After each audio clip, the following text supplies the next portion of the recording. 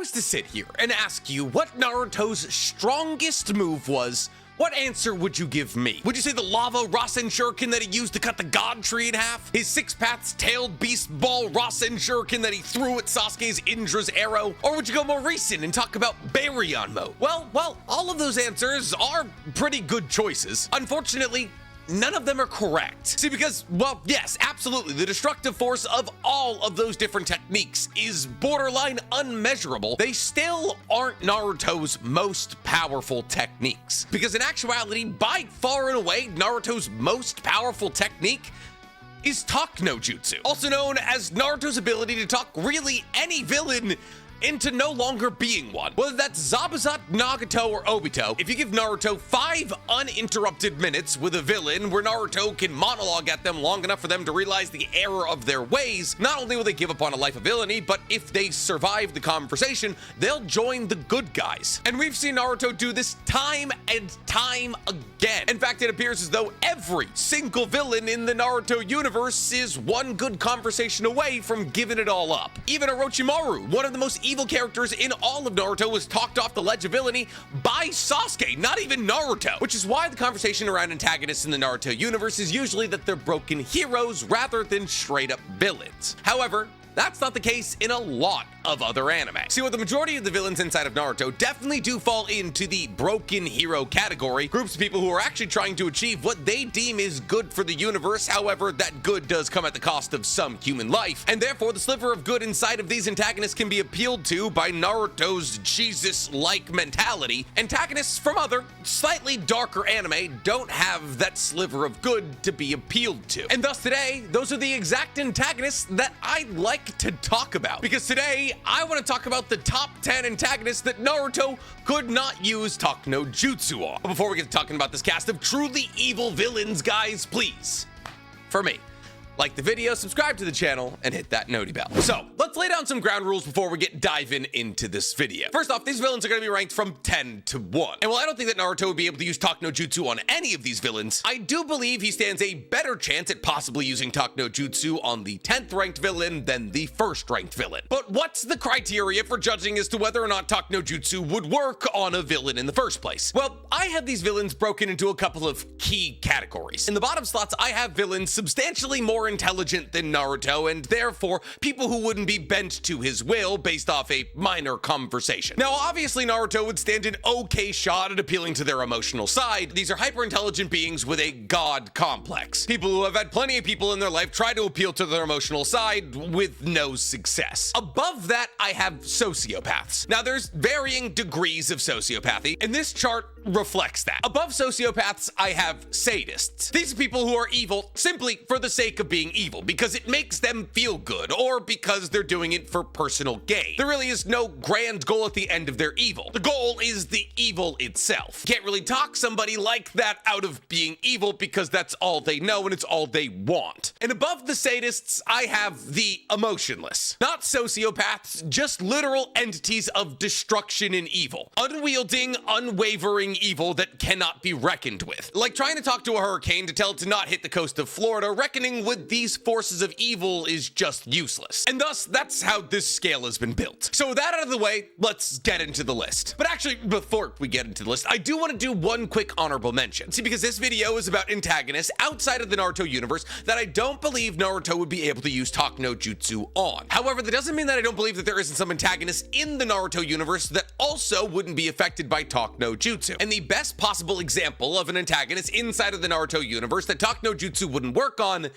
is Hidan. See, there are a lot of evil people in the Akatsuki, and I would reckon that the majority of the members dispatched from the Akatsuki not by Naruto's hand actually would have been pretty difficult to talk out of evil through the means of Talk no Jutsu. Kisame wouldn't have given up his loyalties to the Akatsuki and Itachi simply through a conversation with Naruto. Loyalty was literally his #1 thing. Deidara had never found another place that allowed for him to express himself through the art of explosion more so than the Akatsuki, even though he wasn't a huge fan of being in it. Sasori's entire self-worth revolved around turning corpses into puppets, It's something you can only really do if you're evil, and so on and so forth. A lot of the Akatsuki members not dispatched by Naruto would have been really hard to talk down from being evil, but no one would be harder to talk down than Hidan. See, Hidan falls somewhere on our scale between sociopath and sadist. However, what's interesting about Hidan is that he doesn't necessarily kill for himself. Hidan worships a bloodthirsty god in Joshin, a god that requires perpetual sacrifices in order to make sure that Hidan continues to receive Joshin's blessing. And while we've made plenty of theories on this channel about how possibly Hidan was born immortal and just made up the idea of Joshin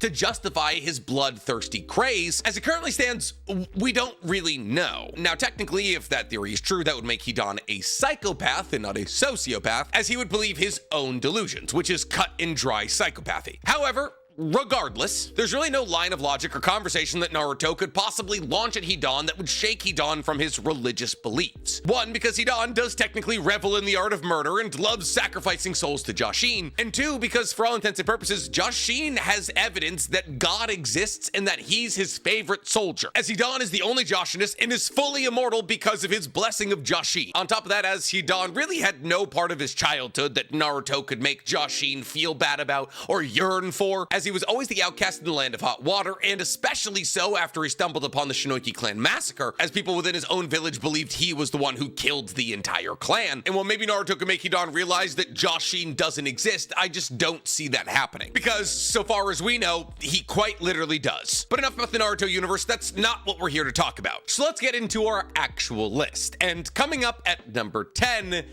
is Griffith, or more accurately, Femto. Now, I know what a lot of you are saying right now, Nick, there is literally no way you are putting Griffith at the bottom of this list. But, I am. And I have a fairly good reason for it. See, don't get it twisted. Like I established earlier, these are a list of 10 villains that I do not believe Naruto would be able to use Talk no Jutsu on. But out of all of the villains on this list, I think Naruto's got the best shot with Griffith. And it's because Griffith and Guts' story very closely resembles Naruto and Sasuke's. Give it a second, think about it. I'm right. Well, yes, obviously, what Griffith forces Guts through is way worse than what Sasuke forces Naruto through. At the end of the day, Naruto and Sasuke's story and Griffith and Guts' story is a friends to enemies storyline. And while the reason that Sasuke switches over to the side of evil and joins Orochimaru, a person who literally destroyed Konoha, mind you, was the pursuit of power so that he could kill Itachi, his evil older brother, a slightly more justifiable reason for sliding into evil than Griffith had, Griffith slides into the side of villainy and becomes Femto to acquire power. Griffith has a ridiculous amount of ambition to become powerful, and so he drowns himself in ambition and becomes reborn as the idea of evil Femto. Now, along this journey, he lies, betrays, and kills the very men and women who helped him rise to his leadership position, and he reveals to everybody in the Berserk universe that he's been a sociopath the whole time, very clearly mimicking human emotions to trick those around him into trusting him. And as Griffith ascends to this pinnacle of power, it's Guts' constant intervention that hinders Femto's growth. Now, technically, does Griffith take it one step further than Sasuke in his road to evil? Yeah, he kills basically everybody that was important to either him or Guts, essays Casca in front of Guts to take the one thing that Guts still has, and marks Guts with the mark of the bastard so that he can be officially signaled as a struggler for the rest of his days. So in actuality, would Naruto struggle with reaching out to Griffith in any meaningful capacity? Yeah. Probably. It's also a situation he's got some familiarity with. So if anybody's bringing Griffith back to the side of good, yeah, I'd put my money on Naruto. But enough about that long-haired, beautiful bastard. Coming up at our number 9 spot, we have Light Yagami. Now, I understand that I identified the tier system as sociopaths above intelligent antagonists, and while Griffith is obviously very intelligent, I would put him closer to sociopath than intelligent antagonist. But because of the similarities between Sasuke and Naruto's story and Guts and Griffith's story, I put Griffith in last place. So coming into this number 9 spot, we have the beginning of our intelligent antagonist tier. Now, I've kind of already explained the reasoning for why the members of this tier are in this tier. And kind of like with a lot of antagonists on this list, you could make some reasoning that Light is a sociopath. But I don't think that Light is. See, obviously, yes, Light has a high propensity for murder, as by the end of Death Note, Light has killed roughly 280 200,000 people. That's a lot, like an insane amount, like a small country amount of people. And also just an insane amount of names to write in one notebook. However, the disconnect in which the way that somebody is killed using the death note to me signifies that a non-sociopathic person could probably write a fair amount of names in the death note. In fact, I reckon if a death note floated on down to all of you watching this video, a fair amount of you would write at least one name. Now, is there a big difference between one name and 200,000 plus? For sure. But Light is known in the true crime community as a mission-oriented serial killer. Somebody who kills with a goal in mind. And Light's goal is to become the god of the new world to purge the evil of the old world. Now, one could argue that this goal is similar to that of Obito and Madara's, or really any of the members of the Akatsuki who are trying to achieve a version of heaven on Earth through the Eye of the Moon plan. However, the key difference between Light and all the other members of the Akatsuki is that Light's smarter. Now, being intelligent doesn't mean that you can't be appealed to emotionally, but it does mean that you're usually a bit less inclined to being manipulated, especially if you've already blazed the trail of 250,000 bodies on your way to becoming the god of the new world. And therefore, if you're going to compare Light to anybody in the Naruto universe, the best comparison would probably be Black Zetsu, who Talk No Jutsu also definitely wouldn't work on, because Black Zetsu, like Light, was a goal-oriented serial killer. However, Black Zetsu's goal was bringing his mother and Kaguya back to life, while Light was becoming the god of the new world. But fundamentally, if you break down both of these goals to their most basal nature, they're kind of the same thing. So while Naruto could possibly appeal to Light's human side and tell him about how murdering isn't the way to start this new world, I think Light's intelligence goes a bit beyond allowing Naruto to change his mind. And if that line of logic applies to Light, then it definitely applies to our number 8 spot,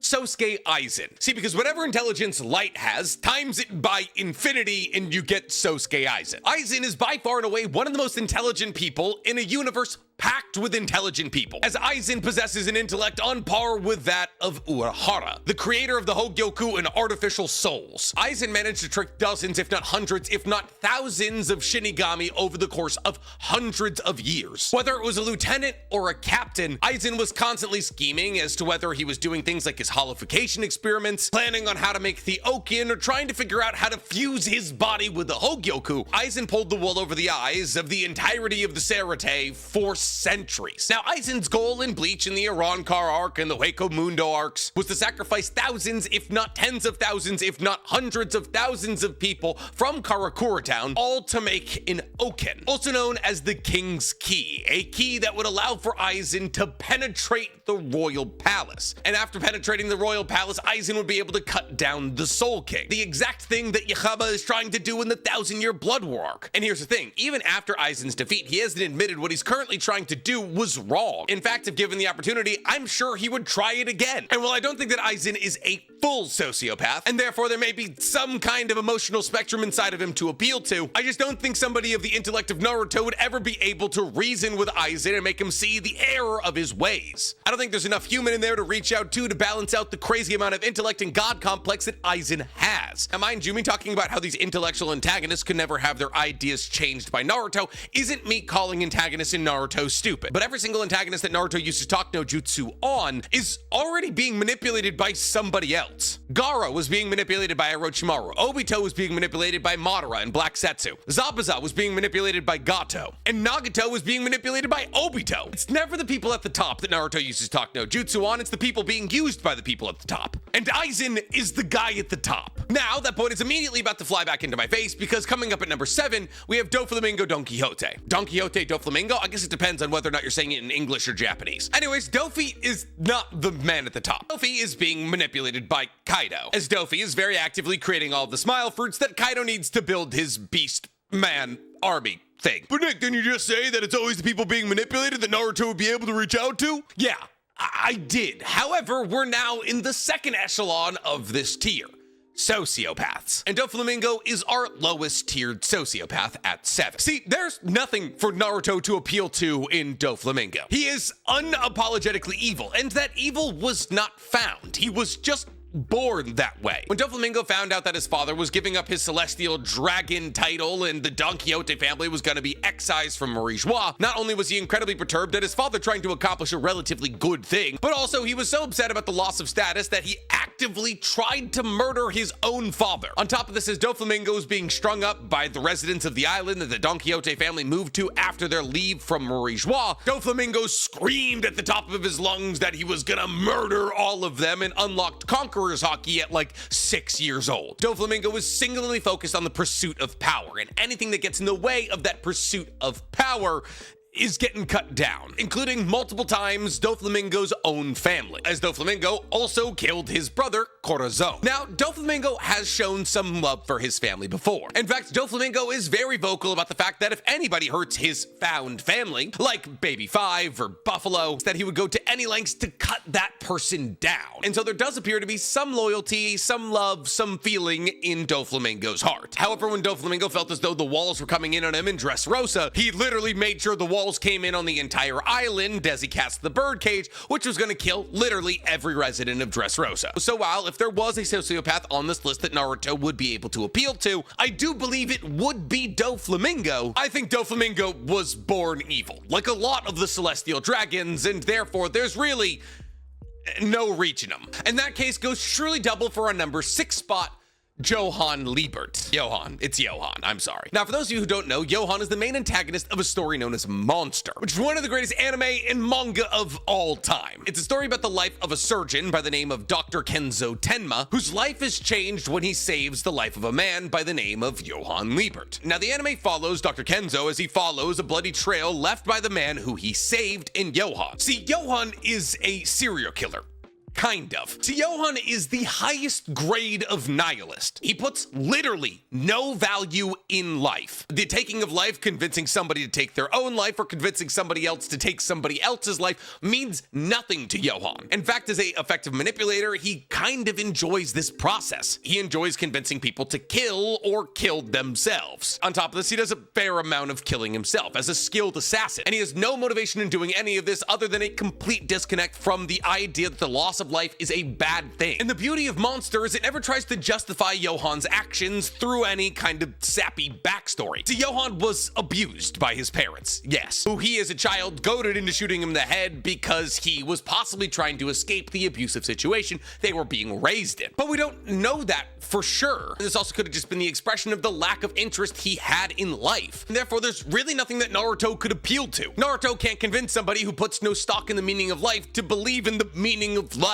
Johan doesn't necessarily kill because he wants to. He kills because to him, it's kind of like convincing somebody to trip somebody else on the street. He enjoys manipulating people. That's textbook sociopathy, something that Naruto would have no idea how to deal with. But Johan is going to be the last true sociopath we talk about here, as we've now hit our number 5 spot and therefore our sadist category. And to kick off that sadist category, we have at number 5, Dio Brando. See, Dio is about as sadistic as it gets. He's capable of human emotion because he's fiercely jealous and desires power above all things, but he revels in the torturing and suffering of others, specifically the Joestars. And the reason that Dio hates the Joestars is petty at best. See, Dio hated Jonathan Joestar because of the stark difference in the way that Jonathan Joestar and Dio were raised. See, Dio was raised in abject poverty with an abusive father who made sure that he understood that Dio was never going to accomplish anything. However, Jonathan Joestar was raised incredibly rich and affluent and comfortable. However, Dio resenting Jonathan Joestar for being raised affluent kind of falls flat when you consider the fact that the Joestar family adopted Dio. Now, technically, it was a plan of Dio to get adopted into the family so he could destroy the family and take everything that they have. The family still took him in, and in that moment, Dio was as affluent as any of the other Joestars. Now, because Dio ends up killing Jonathan's father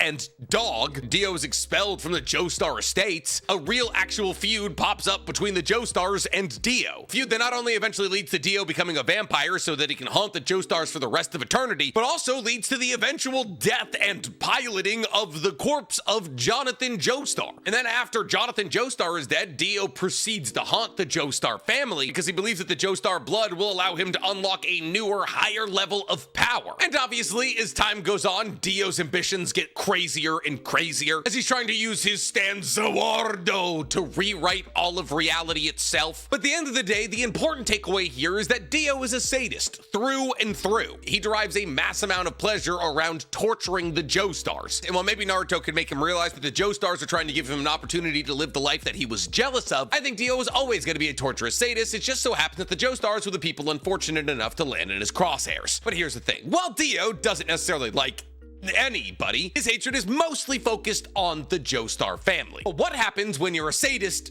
for the entire globe? Well, then you get our number 4 spot, because coming up at number 4, we got Devilman Crybaby's Ryo Asuka. For those of you who haven't seen Devilman Crybaby, I'd skip this one, because in order to talk about how evil Ryo Asuka is, well, you gotta spoil the ending of Devilman Crybaby. See, Ryo Asuka is Satan himself, the literal king of hell who pulls the strings from the background of Devilman Crybaby's plot until his demonic hordes are ready to attack Earth. And these demonic hordes annihilate the entirety of Earth's population in a bloody and gruesome battle, which means the war ends with the complete extinction of humanity and the destruction of Earth. However, after the world has been completely annihilated by Ryo, Akira, the main character of Devilman Crybaby, challenges him to a fight. However, Ryo wins this fight and tears the world literally in half. And after it's all said and done, Ryo weeps as he realizes there's nobody else left to torture and maim, because that's all Ryo ever wanted to do: torture and slaughter people. Now, yes, Ryo is also upset that Akira is dead because Akira is his only friend and love in the world, but more than anything, he's upset that there's nobody else to kill and maim. And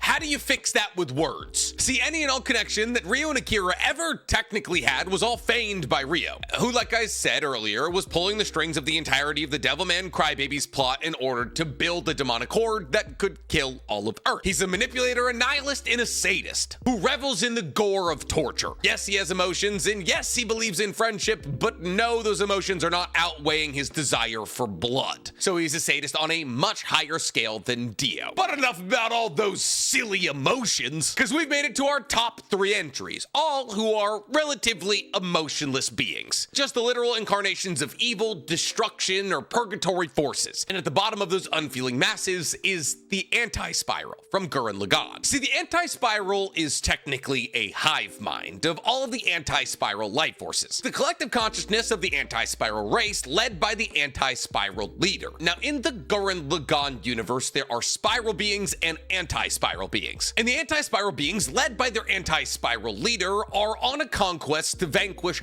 all spiral life. Now, this isn't because they like killing or because they're on some grand conquest, but because the anti-spiral leader believed that if spiral life was left unchecked, spiral life would eventually create something known as the spiral nemesis, which is a theoretical apocalypse for the entire universe that happens if too much spiral energy is created. And thus the anti-spiral, a giant universe-sized foe that is the collective unconscious of an entire dimension of people, deleted all spiral life with no mercy or exceptions. With not even a twinge of sadism or guilt over the lives that they were destroying, the anti-spiral's body count is probably somewhere in the trillions. And I don't think Naruto has the emotional capacity to talk down a hive mind of billions of entities being led by a genocidal, I don't even want to call it a maniac, on its hell-bent path to apparently save the entire universe from a hypothetical apocalypse. Because once you pass your first trillion murders, I don't think there's much capacity to turn it around. But since we're talking about incomplete and total lack of empathy, coming up at our number 2 spot is Kyubey. Kyubey, ironically, is also in a very similar situation to the anti-spiral. See, Kyubey is technically the main antagonist of Puele Magi Madoka Magica. See, Kyubey is what's known as an incubator, a member of an advanced civilization who's committed their entire existence to stopping entropy from destroying the universe. And the only way to do that is apparently harness the power of emotional teenage girls. See, because the energy created from the emotions of teenage girls is apparently enough to counteract entropy. And therefore, in order to make sure that there's enough teenage girls going through enough distinct, very powerful emotions, Kyubey offers teenage girls the ability to turn into magical girls. And if they turn into magical girls and fight against witches, they'll be able to have one wish granted. However, after these magical girls exhaust all of their powers, they become the witches that they're fighting against. And thus, it's a perpetuating cycle of these magical girls descending into despair as they slowly but surely lose their friends and become witches. And that despair is the power that counteracts the entropy of the universe. Now you might be thinking, oh my god, how can Kyubey do any of this? What a horrific system. It would be better if the universe simply died to entropy. But Kyubey and Kyubey's entire race lack emotions. Otherwise, they'd be able to harness the power from themselves, but because they don't have emotions, they have to use others to harvest said emotions and power. But fortunately, they have the technology to harvest this despair and use it to fight against entropy, so they have to use teenage girls. So is this something that Naruto could talk out of Kyubey? No, because Kyubey doesn't have emotions to appeal to. So it doesn't matter how many times you talk about the swing, Kyubey doesn't enjoy swings. However, the thing that separates Kyubey and the anti-spiral from our #1 spot is the fact that both of them are trying to save the universe. The same cannot be said for Kid Buu, which is why Kid Buu takes our #1 spot. Kid Buu is all of the evil of Buu compartmentalized into one child's body. He is a being created simply for the purpose of destruction, completely devoid of empathy or compassion. Kid Buu revels in one thing and one thing alone, the destruction of people and their worlds. And thus, in a sense, he is just entropy. I mean, Kid Buu in his battle against Vegeta and Goku destroyed all of Earth. And after Earth is destroyed and Goku and Vegeta go to the Supreme Kai's planet, Kid Buu goes from planet to planet looking for Goku and Vegeta, just destroying whatever planet he comes across, all the while feeling no compassion or empathy for the lives he snuffed out. If there is a true representation of what straight uncut evil is in anime, it's Kid Buu, and there is no reasoning with that little bubblegum child. So if there is one antagonist in the entirety of the anime world that Naruto stands next to no chance of talk no jutsuing, yeah, it's Kid Buu. But I'm curious to hear from you guys. What antagonist do you believe Naruto would stand no chance in talking into the good side of the world? Let me know in the comments below. And while you guys are down there, please, for me, like this video, subscribe to the page, and hit that noti bell. Oh, Nick, what about Ainz Al-Gun? I don't know, man. I don't care about whatever isekai villain you're gonna talk about.